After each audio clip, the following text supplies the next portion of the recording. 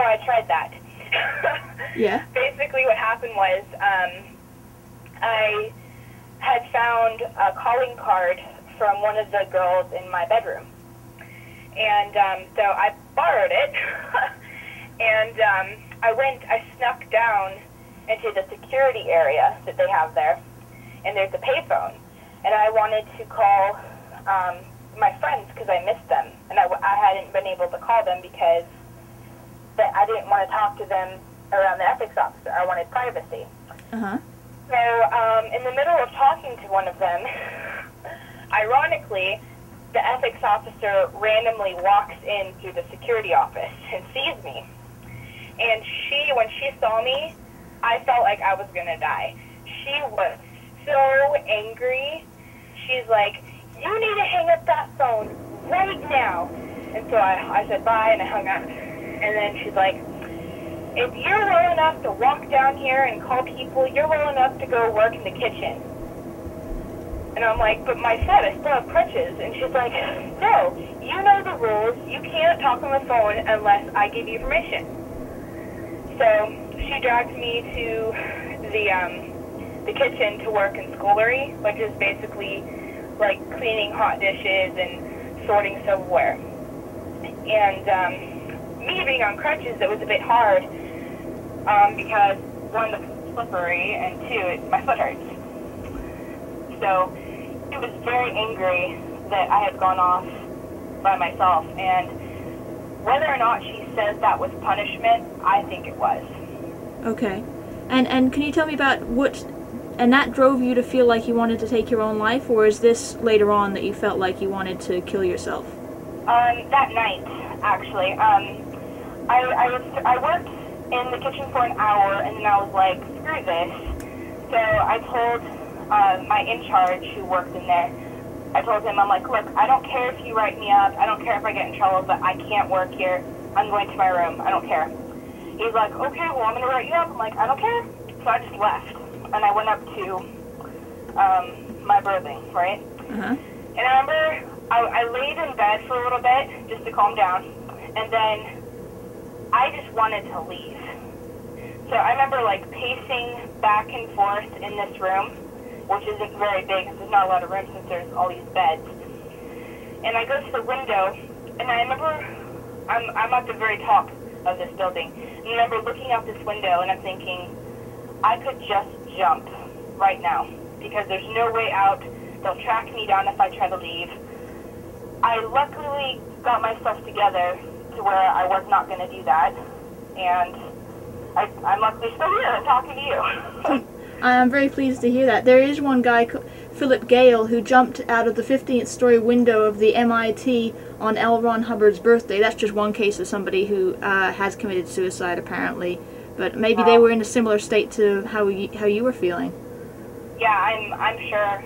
You just feel so trapped because if you leave, they will send search parties out for you. But they can't legally bring you back, can they? Or what would they do when they find you?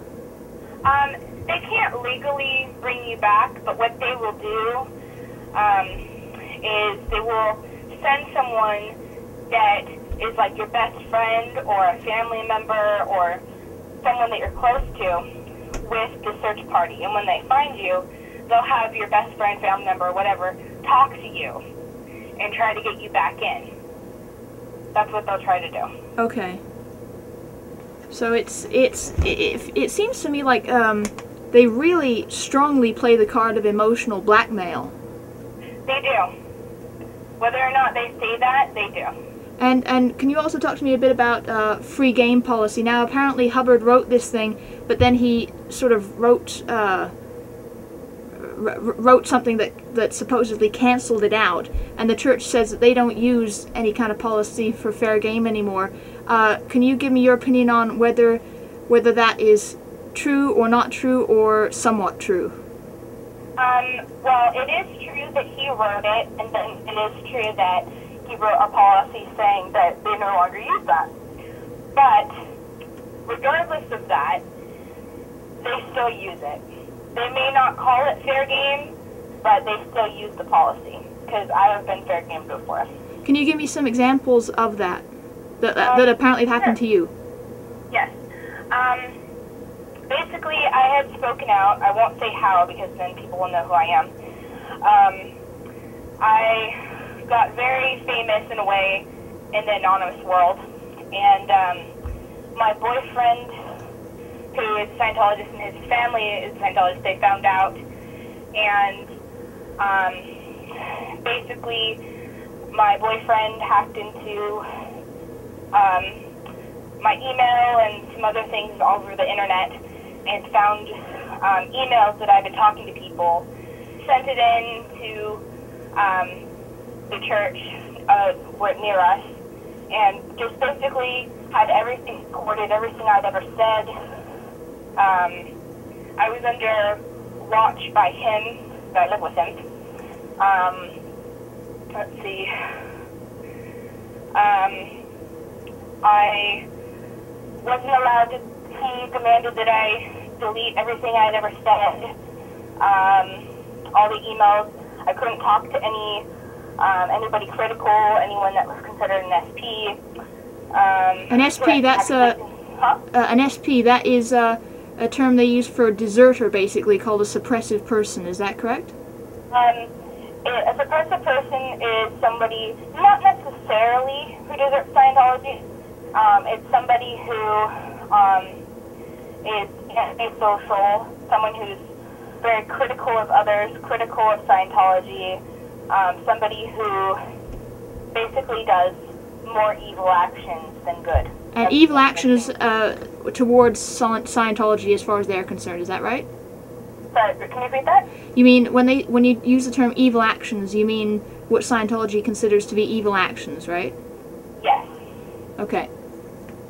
And also, I have another question. How do they feel towards homosexuals? Well, actually, that one's interesting. They'll allow them, to come into the church, be part of the church.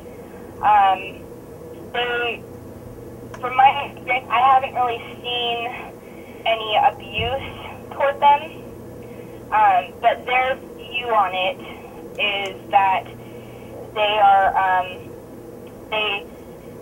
it's a choice that they make, that to be gay, lesbian, or bi, or whatever, and that they believe that that choice isn't pro-survival, which means, like, they can't make more life, like kids or whatever, and they believe that they are covertly hostile. I see. Yes. Covertly hostile. Yeah. That's a very interesting term. I think it's a bit silly, because I know plenty of gay people who definitely aren't that way. Okay. So, I don't know. I think I never agreed with that policy ever. So. And there apparently have been quite a few other Scientologists who say that they don't agree with that policy either. Yeah, so that's an interesting point too. So they also have marriages in Scientology too, don't they? Yes, they do. And they do not.